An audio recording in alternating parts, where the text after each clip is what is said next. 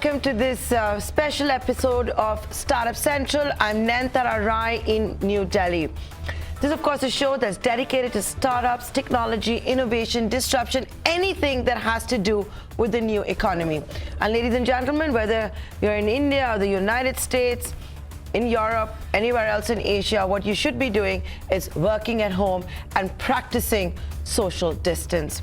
And that's a conversation I'm going to be taking forward today with two of the best in business. It doesn't get bigger than this. On one screen, Rajan Anadan as well as Kalra, who are going to be talking to you about work from home. Incidentally, we are live on Facebook. We're live on digital as well. So if you have any questions for these two tech giants, feel free to reach out to us. You can post your comments on Facebook, on Twitter, or even email us at suc@etnow.tv. Rajan and Deep, thanks so much for joining us here on Startup Central. You know, the idea, of course, is that if you guys and your corporations, your friends, your peers can pull off work at home, the idea is to inspire those who are not doing so already to learn from you guys and to also practice it. It's a do or die moment. You have to do it. It's absolutely vital. So Rajan, let me come to you first. How has it been working at home? I mean, I'm sure it has a lot of challenges, but heck, what are you going to do? So I think before we maybe get into how it's been, Nayantara, I think maybe I'll take a minute to talk about, to reinforce why it is so important, right? That every company, to the extent that it's possible, really should be working from home, right? And I think it really, as you said, it's really all about we have to get into suppression mode ideally, but at a minimum into mitigation mode, right? Given what's happening with COVID-19 around the world, it's an unprecedented healthcare crisis that we have. It's impacted every single country in the world. And I think over the next several weeks, it's going to unfold in India.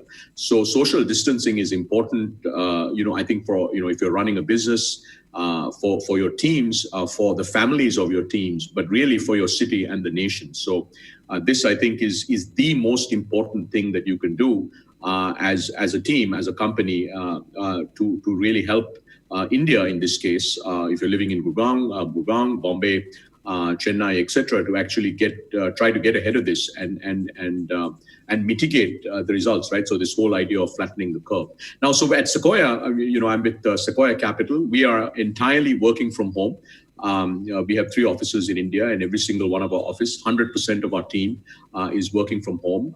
And I must say, firstly, look, it's not easy, right? I think anybody who tells you that working from home is easy may not be being entirely truthful. In fact, it's the first time, actually, this is the 3rd week where I have been in Delhi. I have not gotten on a flight. It's been a decade, right? For every single week. For 10 years, I've been on a flight because I just fly around, Asia and around the world so much. It's not easy to do it. But that being said, it takes a couple of days to get used to it. But, my observation has been, personally, if I look at myself and I see, our entire Sequoia team all across our 3 offices who are all working from home now, it's made us a lot more productive, right? Because meetings start on time, meetings end on time, because meetings are literally 30 minutes. There's a lot less sort of chit-chat, right? Because, you get right into an agenda, you get discussing, and then you move on to sort of the next meeting. I've cut out an hour and a half of my commute time. That's if I'm in Delhi, but if I'm actually, let's say, going to Singapore or Indonesia or China or the US, I've cut out literally half a day of travel time in most cases, right? So I get all that back in productivity. So it's made us a lot more productive. And I've been quite surprised at how much business you can get done, and how much teamwork you can get done when you're working from home. So I'd say it's not easy, but it's very, very important. It's important for the company. It's important for the nation. It's important for us as a society. And I'm actually, I must say, it's never going to be easy because it's very difficult to do, but I think it makes you a lot more productive. And I actually think all of us will become a whole heck of a lot more productive over the next several weeks as we get used to this. Okay, so that's the opening that's coming in from Rajan Anadan. He has set the stage right. So Kalra, let me come to you. I've got to say this, and my heart also goes out to you because you running one of the largest tech companies, and your sector is also one of those that has been battered by COVID. Obviously, now you've got the international borders that are shut. You've had to deal with all of that, perhaps irate consumers and all of that, plus provide safety for all of your workers. And you manage that 100% work from home or close to 100%? No, Nayantara, I think I have to be completely honest out here. I think for a business like ours, being 100% work from home is really hard because of the reasons you said. We are in travel. We are probably the largest company in travel in India today, and therefore that means that a lot of people had made bookings through us, which need to be either cancelled altogether or rescheduled or any other cause of concern that people have. They're going to reach out to our customer agents. Now, some of our customer agents are outsourced, some of our customer agents are within the company, and not all of them can work from home. And I'll come to that in a bit, how we're trying to make sure that they can. But as of now, the need of the hour is for that critical function to be available to customers. And if I was to talk about the spike in volumes, it's gone as high as 7 to 8 times. But by and large, it's about 3 to 4 times. So the last week has been absolutely torrid, very difficult for the team. And this particular team is still hanging in there. So we feel really bad about that. But the reality is that we are making sure that the others, which is the large majority of the team, so about, I think, 90% of the team can afford, 85 to 90% of the team can afford to work from home, which we have taken all the kind of measures, precautions, etc., to allow them to do that.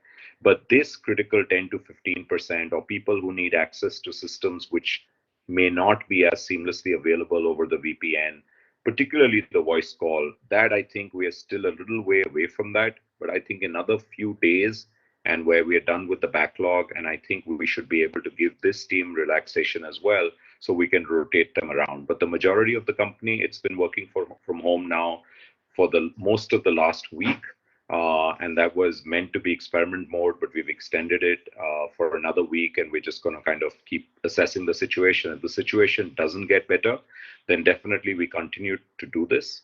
For those people, I must say, with the technologies that are available today, we are very big on Zoom. We're doing this call, through WhatsApp audio, WhatsApp video, but the company is very big on Zoom. We've got Zoom rooms. People have Zoom on their mobile phones as well as on their laptops, and everyone's working seamlessly. And here we are talking about more than 3,000 people. So everyone's working seamlessly. There's a lot of decorum, a lot of discipline, some different rules that have been put into place. But I must say that it's been a pleasant surprise to see that productivity can be maintained. I can't agree with Rajan, or that's not the case with us, that I'd say our productivity has gone up. Maybe it's the nature of the business. I think productivity is down, maybe anywhere between 10 to 20%, depending on the kind of work you do. I'll give you one example. So tech and product teams need to whiteboard a lot. Now, my first pushback to them was that, the whiteboarding can also happen online, etc. But no matter what collaborative tool you use, it's not quite the same. So I think there's some things which are going to be trickier to do. But at the end of the day, it's it is the need of the hour. So you have to make the most of it. We all spend a lot of time in transport and transit, and now that time can be productively used at home.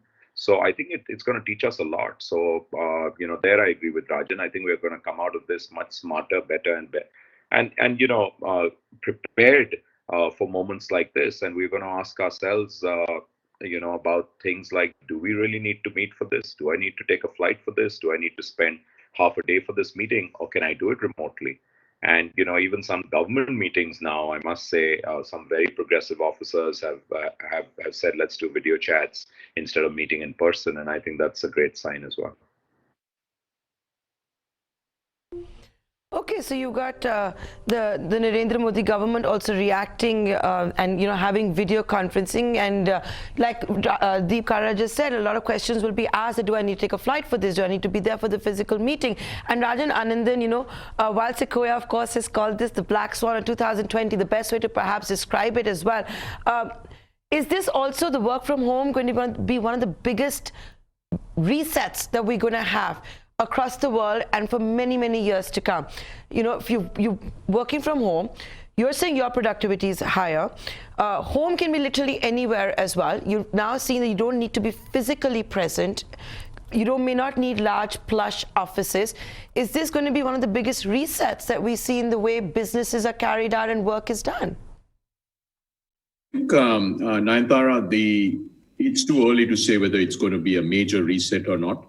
But I think more than long term, I think what's important in the near term is that we all go to work from home, right? And I want to keep re-emphasizing that because, at Sequoia, we have a large number of companies we've invested in. We've strongly recommended that all of them actually work from home. And it's really important to do because I still see too many companies that are not, that haven't gone to work from home, right? So critical functions like Deep was saying, until you can organize them to work from home, you have to figure that out. But, most others can, most of the teams actually, especially in the technology industry, can work from home and also in many other industries, right? Now, in terms of, is this going to be a reset? I do think work, it's going to dramatically accelerate the movement to work from home, right? Because what it's going to show is to hundreds of millions of people, professionals around the world, that they can work from home, right? And so hundreds and thousands of CEOs and founders of companies all around the world are going to realize that this is actually you can actually do a business this way, right? And in fact, last week I was on a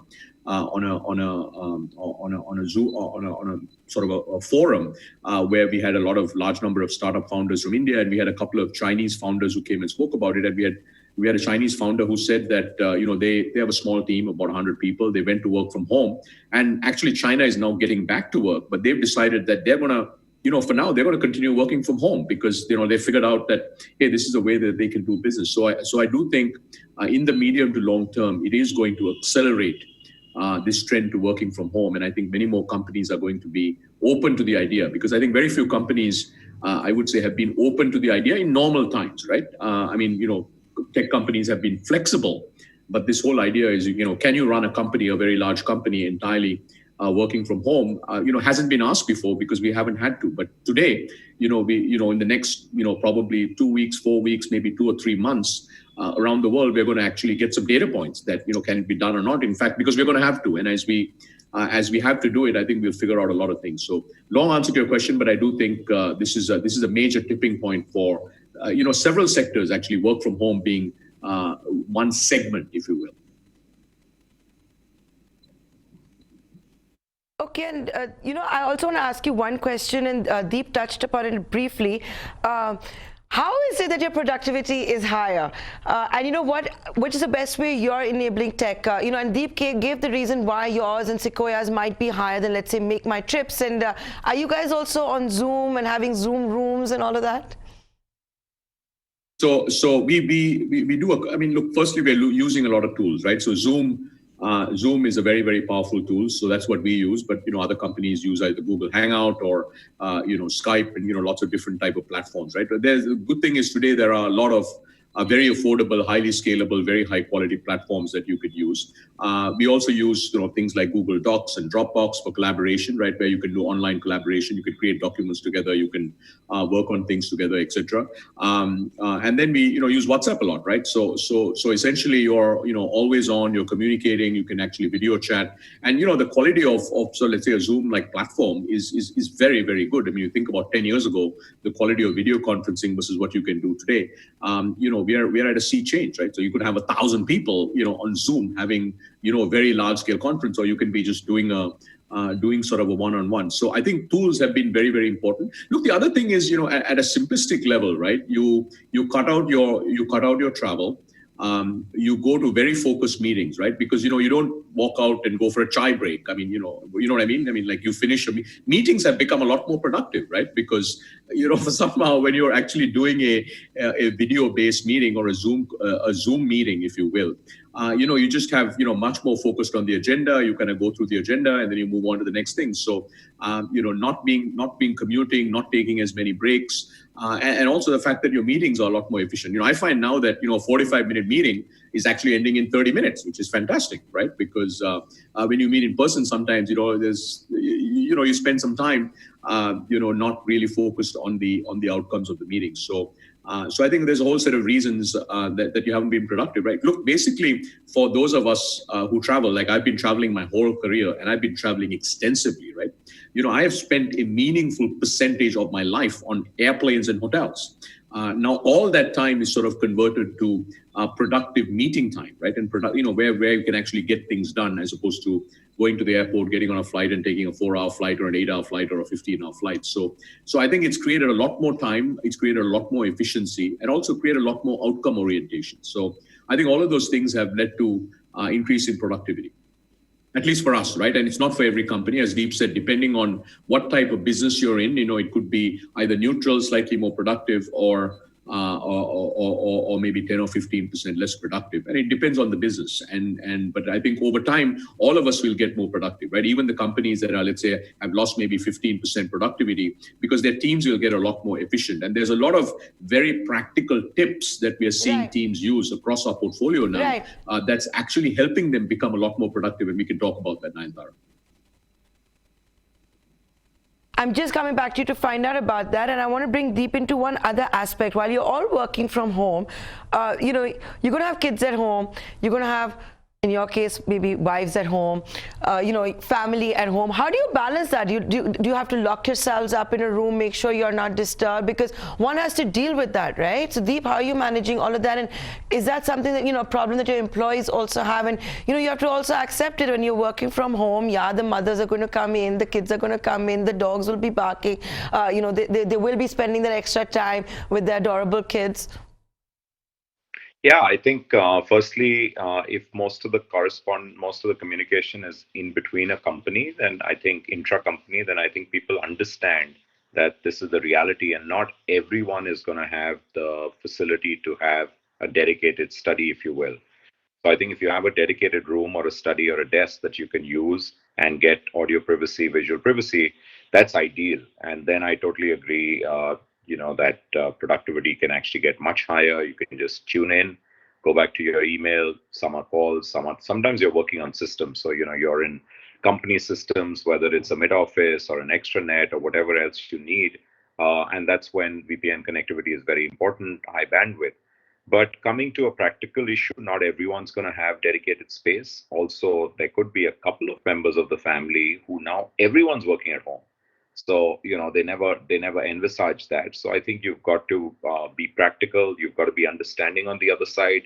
I think it's perfectly all right. Like the other day, I think the BBC video went viral where there was someone who probably was from the government, and he had two kids sneaking up at the back. And I thought it was really cute. And I think people should be quite open with that. There's nothing wrong. I mean, I think everyone or most people have children, and most people have been at that stage. So long as you can get the meeting going and you don't have too many disturbances, I think it's fine. And if it's intra-company, then I don't think one should really care. If this is a formal meeting and you're presenting to a client, and those meetings are also happening now online, then I think it really helps to demarcate that time, an hour or so, and say, I'm going to be in this room, and I'm going to kind of be locked in, and please don't disturb me. And I think most people can do that too. But that doesn't happen the whole day. The rest of the day, you're typically talking to colleagues. Very often, these are audio calls. You don't even need to be on video. And email anyway was done remotely. I think we got prepared for this actually the moment our productivity tools like email, etc., went on the phone. So I think we subliminally got prepared because we were working 24/7 wherever we were. We were very productive sometimes when we were actually in transit. And if we had connectivity, like in some flights, I know a lot of corporate executives said, oh, wow, I'm connected. This is great. And a lot of other people said, hey, this was the only downtime I had. So I think somewhere along the way, we got used to the fact that we can work pretty efficiently while we're on the go. But to do that 24/7 right through the week, and in this case, it could be, and then we better figure out how to be really productive doing this. Right. I personally, by the way, Deep, thought that BBC video was absolutely adorable. The kids were adorable, how they'd handled that whole thing. No wonder it went viral. Rajan, coming to you, you want to talk a bit about the portfolio companies and how they're adapting? You want to shed light on that? And by the way, just to build on what Deep said, just before I go to that, look, everybody understands, right? I mean, look, we haven't had a crisis of this scale of global magnitude, in 100 years, right?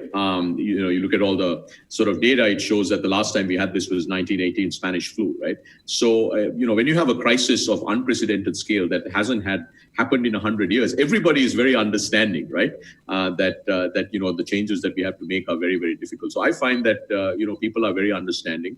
Now, in terms of some very practical tips, I think, so there are a couple of things, right? I think one, for people who are working from home, it's important that you treat it like you go to work, right? So for instance, I get up in the morning, I used to do yoga, I still do yoga, and I get dressed for work. And then I come to this station. I actually sit here pretty much all day, right?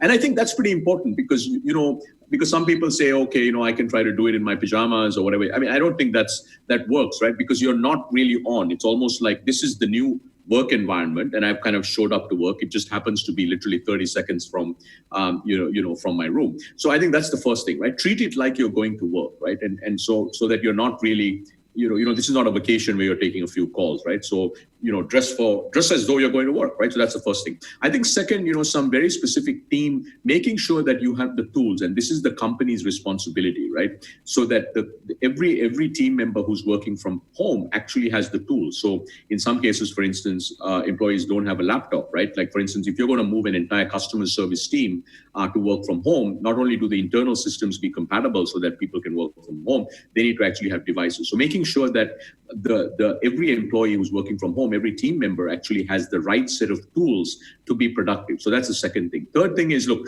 the first few days are going to be quite clunky, right? It's going to be quite difficult to get going. So you're going to have the patience to work through it, right? So a lot of companies, especially smaller companies, have created sort of are leveraging sort of what's called a virtual CIO team where they can actually get help to set up the employees, etc. Right? And then the fourth thing is making sure that, like, one of the very good practices I've seen across several of our startups is this notion of a daily stand-up, right? Because everybody is working remotely. They start the day with a daily stand-up. It could be 15 minutes, could be 30 minutes or so, probably not more than 30 minutes. And they end the day with a stand-up, right? And what they're saying is, look, here's what everybody's going to work on today. At the end of the day, they do, say, look, here's what we got done. And what it also does is it sort of brings in this camaraderie, right? Where people feel like, yeah, they're still part of the team, and things sort of do happen, right? So that's very, very important. The other thing is to be very goal-oriented, right? So very outcome-oriented. For instance, there are many companies now that have adopted OKRs, right? Objectives and key results. I think OKRs are very, very helpful because it helps you to manage, these work from home teams, if you're a team manager or you're a leader, or if you're a business unit leader, with making sure that everybody has goals, right? So, micromanaging people in general is really, really bad. Micromanaging people who are working from home is impossible. You just can't do it, right? So making sure that you have right goals and you're much more outcome oriented and outcome focused helps, right? Because it empowers the employee even more, and then it becomes easier to sort of manage. And I'd say the last thing is sort of communication, right? Because all of a sudden you've gone from being, let's say, even if you had multiple offices where people are together, where people are working from home. So I think a really good best practice is a all company weekly all hands, right? So where, let's say, the founder or the CEO of the company is actually talking to the entire, everybody dials in, could be 500 people, could be 10,000 people dialing in from either 5 locations or 35 locations in the region around the world, where you're talking about, look, here's what happened last week, here's what we're up to. Because it's a very, very, one is work from home, but the overarching context, as all of us know, is it's a very, very difficult time for a lot of people, right? People are worried about their health, people are worried about their safety. They're worried about whether there's going to be enough food in the grocery stores, right? And you add that context is what makes this, this period incredibly challenging, right? So over communicating becomes really, really important. So those are some 4 or 5 things that we've seen that actually are really help you, make this sort of work from home environment work well for the company, but also work well for the employees, right? And I'd say of all of those, over communicate, because that really is what brings the team and brings and holds the teams together. Deep, are you doing that? Are you guys also seeing that you need to communicate a lot more than you normally would? And is that what you're also doing? And the second part of what I want to ask you is that, a lot of employees today are obviously very scared. We don't know what's at the other end of this month, 2 months, 3 months. There's going to be business resets. There's going to be business restructuring. Cash is king. People are going to start burning cash. there's already all this talk about use this time, this downtime to, reset your business plans, figure out, what you're going to do and all of that. But, so that's what Rajan is also talking about. You've got to over-communicate. But the problem is also you can't over-communicate and promise what may not be correct, right? You can't say that all of you are safe because they may not all be safe. No, absolutely. I think Rajan put it very well. There's no amount of over communication which will be enough. So, and let's understand. You are moving from an environment where you were used to seeing your coworkers on a regular basis. You saw them every day. If your office was very large, like in our case, or fairly large, you didn't see everyone every day, but you probably saw a few hundred people passively or otherwise, no matter where you sat, and everyone saw that. And there was this kind of visual, non-verbal communication that was happening. You're around, you're involved, you're busy, you're doing whatever you are. Now, suddenly, just literally suddenly, no one is seeing anyone physically every day. So, how do you compensate for that? The way to compensate for that is to communicate a lot, is to have a lot of meetings where you can see each other. So, I actually think one of the most effective things is that morning. Actually, ironically, we call it also a morning stand up and an end of day stand up, which is literally just to keep, I think, the train on the tracks. That's really important. You're setting small goals. When you saw each other every day, it was kind of obvious. You also, just walked up to people. People were sitting there. You walked up to them and you said, "Hey, how's it going? You're still working on that project, or when do you think the deadline will be?" He says, "Oh, I think we need another day. We're going flat out, etc." That's our kind of work. Or, "How's that deal? Have you closed on that enterprise or not, etc." And that kind of thing. Now that's gone away. So you need to do it in a different way, and that's how you're going to do it. And I think we have to actually consider ourselves lucky because it's happening at a time where technology allows you to be in touch remotely. Imagine COVID-19 happening, 10 years ago when, video calls were pretty much a really, really, I don't even know if they were around, but they were a very rare thing. They were not easy to do. You had to go. I remember, about that time, maybe 15 years ago, we would actually have to go to a particular setup in New Delhi to the VSNL or to some kind of cyber places where we could actually do a proper video call. And that was 2007, 2008. So, so about 10, 12 years ago, I don't think it was that easy. And today we have all of that ready. So I think in some sort of way, we can say that's the silver lining out here, that we can at least keep businesses moving as much as possible, even if we do it remotely. It'll teach us a lot. We'll all come out stronger. We'll all challenge how large a workspace do we actually need. Can we move to rotationary models where 20, 30, 40% of the work force can be actually working from home regularly? Is that a good setup? You come in physically thrice a week. You don't come in twice a week just to save cost on real estate, but also save time and productivity, enhance productivity. So I think interesting things will come out of it. But right now the time is testing, and I think leaders have to step up and actually play a bigger role. And when plus I say leaders, carbon credits, Deep, plus carbon credits. Plus carbon credits, hopefully less electricity, less AC, getting to, getting to work, pollution. Big upside, big upside. So I think we will question a lot of these things. But going through the challenging time, I think leaders, and I don't only mean CEOs or CXOs, I think anyone who manages a team has to now take on a very different and a bigger role and saying, "Hey, this is my flock.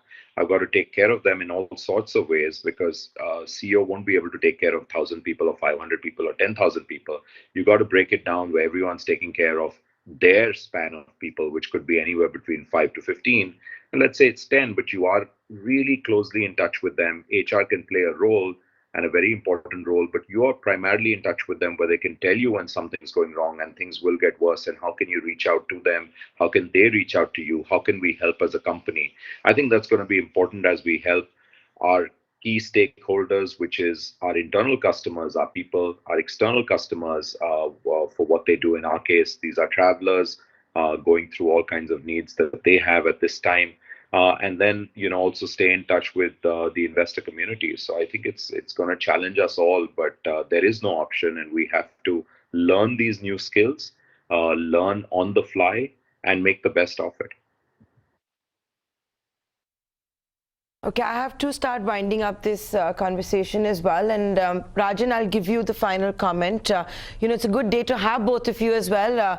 Private offices in Maharashtra, particularly Bombay, Pune, MMR, have to be shut for a week, beginning midnight tonight. So, it's one of the biggest disruptions that we're seeing, one of the biggest resets. Deep Kalra certainly of the view that the way we do business, the way we work, will perhaps change even after coronavirus. Final comments from you, Rajan. Look, I think, in the long term, lots of things can happen, right? But I think the near term, the immediate priority for all of us is to make sure that we do everything that we can to drive social distancing, to enable social distancing, right? And if you're leading a company or if you're leading a team, getting your team to work from home is absolutely critical, right? So I actually I hadn't seen the Maharashtra mandate, but I think that is absolutely fantastic, right? Because the reality is, China is getting back to work next week, right? Yesterday was the first day where they had 0 new cases, local cases. They're getting imported cases, and the reason they were able to do that was because of very, very aggressive management in China, right? And we probably as a nation won't go to that level, but I think as citizens, as business leaders, as founders, I think it's very, very important that we go to it. I actually think it's the single most important thing that we can do right now. And on that very optimistic note, ladies and gentlemen, hearing with two of the best in business telling you how it may be challenging, but it can be done. Some hacks to make yourselves more productive. It's a do or die moment. You've got to work at home. You can't play golf. You can't go to the markets. You can't socialize. And if you've got to earn your bread and butter, please do it from home. Do it on humanitarian grounds. Rajan, Anadan, Deep Kalra, always a pleasure. Thank you so much for taking the time out and joining us here on Startup Central. Thank you, Nayanthara. Thank you. Thank you. Take care. Bye. With that, a short commercial break. Many thanks for watching, but stay tuned. Coming up on the other side, market regulator coming with a whole host of new rules on things you need to know about, cash positions, short selling, all of that. Stay tuned. A special broadcast coming up.